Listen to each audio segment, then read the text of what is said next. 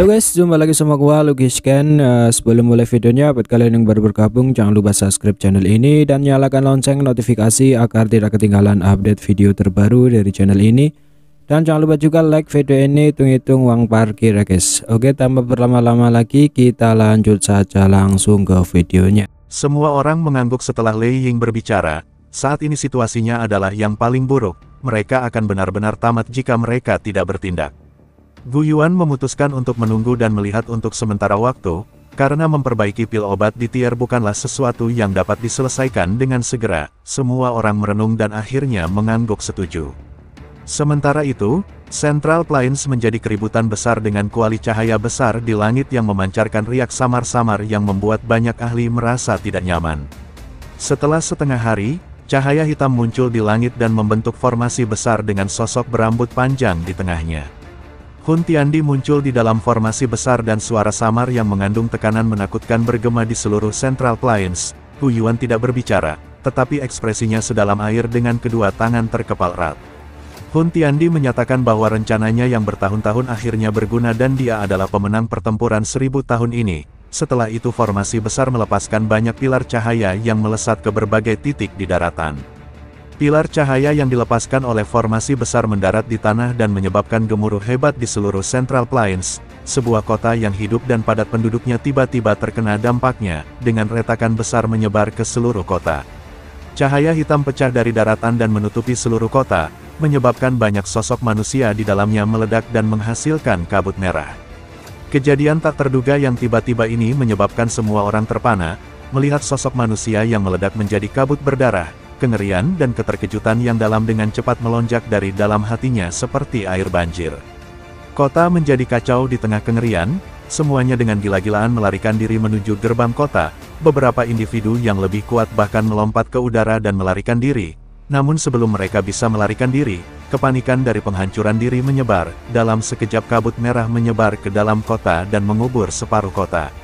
Pilar cahaya hitam menutupi kota, gelombang aura merah mengalir dan perlahan naik. Akhirnya itu berubah menjadi pilar cahaya dan menyerbu ke arah langit dan bergegas ke formasi besar-besar yang menutupi Central Plains.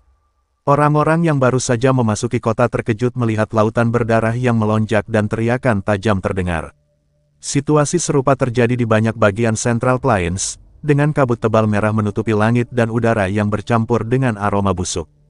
Gu Yuan, Xiaoyan dan yang lainnya berdiri menatap lautan merah di kota di bawah dengan wajah yang benar-benar kaget karena terkejut dengan kengerian ini. Apa yang terjadi? Yan Jin menyaksikan adegan ini, menghirup nafas dingin dan berkata. Gu Yuan memiliki wajah muram, dia melambaikan lengan bajunya dan kabut di kota itu dengan paksa ditarik, lautan merah itu diusir. Dengan penyebaran retakan, formasi berwarna merah muncul di bawah tanah. Tulang putih padat memenuhi tempat itu, aura gelap dan tegas melonjak ke langit. Devouring Spirit Eliminating Life Formasi, seruan tak disengaja terdengar dari Gu Yuan, sok melonjak ke wajah Yan Jin dan yang lainnya setelah melihat formasi tersembunyi di bawah tanah. Teknik yang kejam sekali. Lei Ying mengatupkan giginya dan berkata, melahap roh menghilangkan formasi kehidupan, itu adalah formasi yang sangat ganas yang berasal dari zaman kuno. Formasi ini akan mengubah semua kehidupan yang tercakup dalam batasnya menjadi darah. Selain itu akan secara paksa mengekstraksi energi dari dalam tubuh. Karena formasi ini terlalu ganas, sudah lama tidak ada lagi. Tanpa diduga klan Hun ini mampu melepaskannya. Gu Yuan dan Xiaoyan menganalisis situasi dan menyimpulkan bahwa klan Hun telah menempatkan formasi Devouring Spirit Eliminating Life di bawah tanah di Central Plains, untuk menyerap energi dan mempercepat proses perbaikan pil obat di tier Hun Tiandi. Namun formasi ini juga membutuhkan energi besar untuk diaktifkan, sehingga klan Hun kemungkinan telah menghabiskan semua energinya. Ayo kembali dan diskusikan rencana kita. Klan Hun telah menciptakan pembantaian besar-besaran, itu bisa dianggap musuh semua orang. Jika kita mengumpulkan kekuatan semua orang, mungkin bisa melawan mereka. Gu Yuan melambaikan tangannya, setelah itu dia bergegas menuju markas. Semua orang buru-buru mengikuti. Xiaoyan melirik punggung mereka hanya untuk menghela nafas pelan. Meskipun mereka memiliki kekuatan dalam jumlah, kekuatan Hun Tiandi sendiri kemungkinan besar akan mampu melawan semua ahli di dunia ini jika dia naik ke kelas Dodi. Ini adalah aspek menakutkan dari seorang elit Dodi. Semua orang baru saja kembali ke markas ketika mereka melihat Sukun, yang telah hilang selama lebih dari setengah bulan berdiri di luar aula besar dan Ziyan juga berdiri di belakangnya. Tidak disangka orang ini benar-benar memiliki teknik seperti itu. Zukun menghela nafas setelah melihat Xiaoyan dan yang lainnya, yang jelas mereka juga sudah mendeteksi aksi Hun Tiandi. Gu Yuan mengangguk pelan dan berkata, sekarang yang bisa kita lakukan hanyalah berusaha sebaik mungkin untuk mengumpulkan lebih banyak orang. Selama kita bisa mematahkan formasi besar di langit, impian indah Hun Tiandi akan hancur, namun bahkan seorang Gu Yuan hanya bisa tertawa getir saat mengucapkan kata-kata ini. Hanya itu yang bisa kita lakukan sekarang, namun begitu Hun Tiandi berhasil maju ke kelas Dodi, semuanya akan berakhir. Xiaoyan tertawa getir dan berkata. Zukun terdiam, tangannya bergesekan seperti biasa, setelah itu dia melirik Ziyan di belakangnya. Akhirnya dia menarik napas dalam-dalam dan berkata, ini belum sepenuhnya berakhir, Hun Tiandi bisa naik ke kelas Dodi, di pihak kita juga bisa membuatnya. Membuat Dodi, udara sepertinya memadat di bawah kata-kata Zukun, bahkan Gu Yuan hanya bisa melebarkan mulutnya, dia tercengang saat mendengar apa yang dikatakan Zukun. Atmosfer menjadi tegang saat Zukun menyebutkan tentang membuat Dodi, tetapi kemudian mereda saat semua orang menyadari betapa tidak mungkin itu. Membuat Dodi adalah sesuatu yang dianggap mustahil, karena tidak ada elit Dodi yang muncul selama puluhan ribu tahun. Yan Jin tidak percaya, tetapi juga merasa sedikit harapan muncul di dalam hatinya. Pasukan aliansi dalam situasi terpojok dan membutuhkan sesuatu yang tidak mungkin untuk mengubah keadaan. Xiaoyan dan Gu Yuan skeptis terhadap klaim Zukun tentang membuat Dodi, tetapi juga penasaran dan berharap bahwa jika benar itu bisa menjadi kesempatan untuk membalikkan situasi saat ini. Gu Yuan menatap Zukun dengan tajam menunggu penjelasan yang lebih detail. Zukun menjelaskan bahwa dia serius tentang membuat Dodi dan bahwa pil embrio di tier bukanlah barang paling berharga di rumah dewa kuno. Xiaoyan menebak bahwa yang dimaksud adalah istana api surgawi yang dibawa oleh Zukun dari rumah dewa kuno. Zukun tidak membantah tebakan Xiaoyan itu. Tebakanku benar menurutmu? Apakah aku memutuskan untuk mengeluarkan upaya yang besar untuk membuat hal sebesar itu bersenang-senang hanya karena aku punya terlalu banyak waktu luang? Zukun memutar matanya, dia melambaikan lengan bajunya dan ruang berfluktuasi. Area di depan mata semua orang menjadi terpesona. Mereka sudah muncul di atas kotak api surgawi yang besar ketika mereka muncul. Mata Xiaoyan menyapu pilar api surgawi di sekitar alun-alun, namun dia gagal mendeteksi riak energi apapun. Dia melihat kemana-mana sebelum berhenti menatap patung batu setinggi 100.000 kaki itu. Tidak ada yang aneh dari tempat ini. Lei Ying di samping tidak menemukan apapun setelah mencari beberapa saat. Akhirnya dia tidak bisa menahan diri untuk tidak bertanya. Zukun berdiri dengan tangan di belakangnya. Dia mengangkat kepalanya dan matanya menatap patung batu. Dia berkata, apakah kamu mengetahui asal mula si Ancient God atau lebih tepatnya identitasnya? Semua orang terkejut mendengar ini. Mereka bertukar pandang satu sama lain sebelum menggelengkan kepala dengan tenang.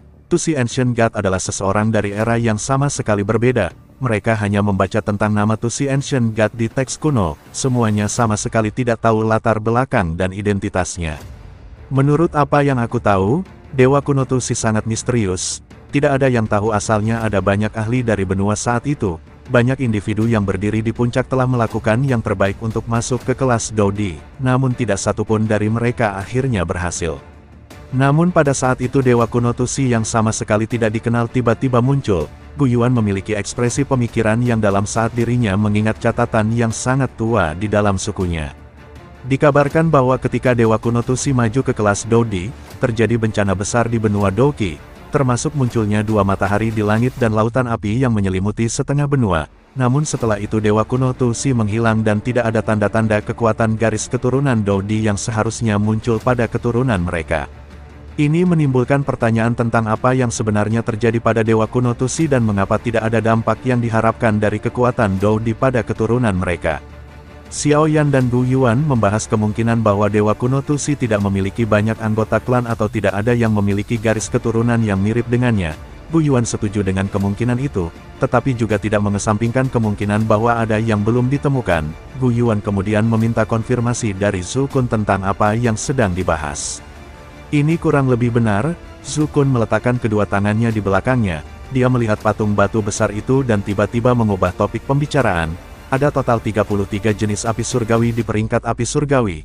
Mereka adalah api terkuat di dunia ini. Namun tahukah kalian apa nama api surgawi peringkat pertama di peringkat api surgawi? Hati Xiaoyan bergetar, lupakan yang lain, bahkan dia yang memiliki pemahaman besar tentang api surgawi.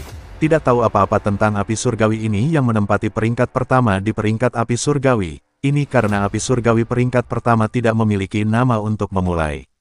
Ada 23 api surgawi di peringkat api surgawi, namun posisi pertama benar-benar kosong. Tidak ada yang tahu persis apa flame surgawi peringkat pertama itu, namun hal yang aneh adalah bahwa banyak alkemis memiliki naluri samar bahwa memang harus ada sesuatu yang ada di atas Nihility Devouring Flame, namun mereka tidak menyadari apa itu. Api surgawi peringkat pertama itu adalah teka-teki, itu sangat misterius dan tak terduga, tidak ada yang pernah melihatnya. Apakah sesepuh Zukun mengetahui tentang api surgawi peringkat pertama di peringkat api surgawi? Xiaoyan tanpa sadar bertanya. Senyuman aneh terangkat di wajah Zukun setelah dia mendengar ini. Dia berkata, di mana ada api surgawi peringkat pertama di dunia ini. Jawaban ini menyebabkan semua orang tercengang, mereka mengerutkan kening saat mereka mencoba menyangkal jawabannya, namun mereka tiba-tiba menemukan bahwa mereka tampaknya tidak menyadari apa flame surgawi peringkat pertama itu. Mungkinkah yang disebut api surgawi teratas hanyalah legenda? Zukun menjelaskan bahwa api surgawi memiliki jiwa dan dapat berkembang serta bermutasi seiring waktu. Dia menceritakan tentang api surgawi yang unik yang melakukan perjalanan ke arah magma, menjelajahi bawah tanah, dan melahap api lain untuk bertahan hidup. Api ini bahkan melahap 21 jenis api surgawi yang terdaftar di peringkat api surgawi. Xiaoyan membandingkan kemampuan api ini dengan Nihility Devouring Flame, yang terkenal dengan kemampuannya melahap energi. Zukun menjelaskan bahwa api surgawi memiliki naluri untuk melahap satu sama lain, tetapi biasanya yang kuat memakan yang lemah. Namun api surgawi yang unik ini memiliki kemampuan untuk memperkuat dirinya sendiri sambil menghindari bahaya saat melahap api lain. Api ini telah melahap 20 api surgawi lainnya, termasuk yang sangat kuat seperti Nihility Devouring Flame dan Purifying Demonic Flame. Xiaoyan terkejut dan mengerti bahwa api surgawi peringkat pertama di peringkat api surgawi bukanlah api dengan nama unik, melainkan api yang telah melahap banyak api surgawi lainnya dan muncul sebagai puncak. Zukun menjelaskan lagi bahwa menelan api surgawi sangat berisiko dan dapat menyebabkan konflik antara dua api surgawi, yang berpotensi mengakibatkan penghancuran diri, oleh karena itu berhasil bertahan hidup setelah melahap 21 jenis api surgawi lainnya adalah prestasi yang luar biasa dan tidak dapat dipercaya. Xiaoyan setuju dan menganggap bahwa ini adalah mukjizat yang jarang terjadi, bahkan mungkin tidak ada banyak contoh kejadian seperti itu dalam sejarah benua Doki. Semua orang terkejut dan mendesah pelan setelah mengetahui rahasia di balik api surgawi peringkat pertama di peringkat api surgawi. Mereka baru menyadari bahwa api surgawi peringkat pertama bukanlah api unik, melainkan hasil dari penggabungan 22 jenis api surgawi lainnya. Ini adalah pengetahuan yang mengejutkan dan membuka perspektif baru tentang api surgawi. Zukun mengungkapkan bahwa api surgawi yang berhasil menjadi dewa api dan kemudian mendapatkan gelar lain di benua Doki. Saat Zukun menatap patung batu dewa kuno, dia menghela napas dalam-dalam dan mengungkapkan bahwa orang-orang pada saat itu memanggil dewa api itu sebagai Tusi Ancient God. Ini membuat kelompok Xiaoyan terpana dan terkejut dengan pengungkapan tersebut.